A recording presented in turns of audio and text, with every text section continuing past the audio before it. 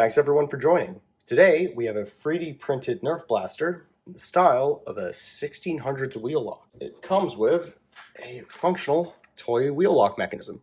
The files for these are available in the video description. They can be made with most FDM 3D printers with only a few screws, so M5 screws, a pair of compression springs, and some rubber bands. We'll get into more detail about that later. So how does it work? Take out the ramrod, you prime it with that. You can use a Nerf dart, short or long, or rival bowl. Let's use that. Tamp that down.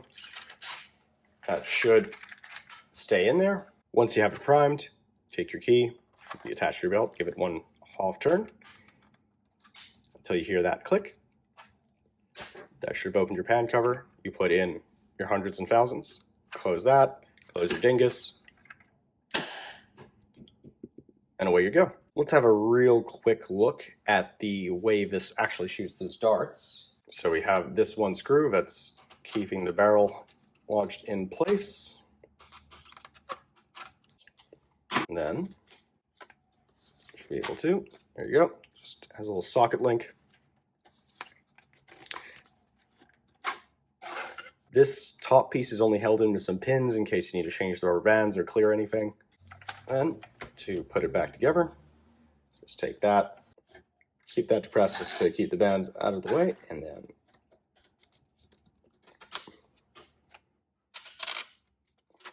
screw that back. And that's it.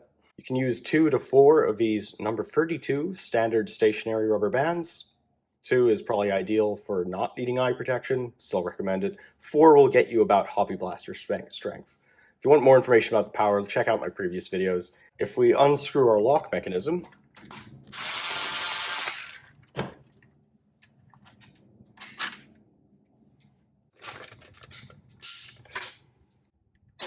there's no actual connection between the lock mechanism and this, or at least to make it undo the catch, just because, unfortunately, this isn't the most reliable thing in the world. Probably worth talking about this. This is a really cartoony simulation about how these are supposed to work, but that's all the major parts, and this is about what I can do with plastic made from cornstarch.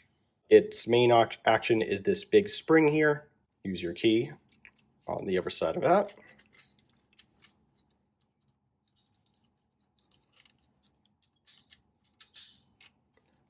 So then there's some notches in the wheel which catch this sear, which is then acted on by that lever. You also have this pan cover, which you can see this little bit there. That's going to swing around and knock out of the way, which will be retained by this spring. Voila. We also have a belt clip, which is pretty strong. And, you know, you're going to need to carry 5 to 6 of these to really survive in the modern Nerf environment. Probably worth comparing this to my last project, this flintlock blaster. Starting from the stock, you can see this is actually 1, 2, 3, 4, and 5 pieces together, which makes it really strong and beefy, but it's more annoying to build. You end up with these seams. So we've now transferred to just everything being 1, 2, 3 pieces. The draw length in here, there's more prime, so it has a lot more oomph compared to this one. I will admit the lock mechanism on this is a lot simpler than this one, but it's just the cost of doing a wheel lock. The ramrods, as you can see, this one's a lot chunkier, just to make it a bit more durable. Also the grip width, this is pretty, it's not the greatest to hold on to, it's big. This is much nicer.